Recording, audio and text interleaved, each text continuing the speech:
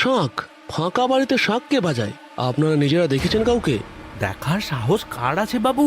সে কথা কেউ জানে না, শুধু শাঁখ বাজে, একবারে গম্ভীর আওয়াজ। আর তার কিছুক্ষণ পরেই এক নারীর ধুকরে কাদার আওয়াজ আসে। সে কি কান্না, যেন বুক ফেটে যাচ্ছে। কুমড়াতে থাকে সারা রাত। তোমাদের বন্ধুকে আমরা সবাই মিলে হাত জোর করে বলেছিলাম ও বাবু যায়েন না, সে শুনলো কোথায়?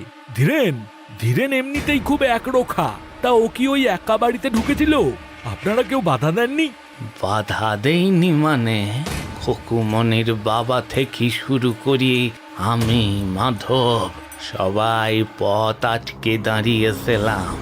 এ আমাদের কথার কোনো পাত্তাই দিল না। শুধু তাই নয়, পাশের গাঁয়ের মধুসূদন ওজার কাছ থেকে কি একটা মাটির পুতুল নিয়ে ঘট ঘট করি ভেতরি ঢুকি গেল। বলল ওই পুতুল নাকি ওকে রক্ষা করবে। পুতুল? ধীরেন ওঝার কাছ থেকে পুতুল নিল? ও তো এসব বুজরুকি একদম সহ্য করতে পারে না। ব্যাপারটা তো গোলমেলে লাগছে। তারপর কি হলো? তারপর আর কি, বাবুর আর কোনো দেখা নেই। আমরাও ওই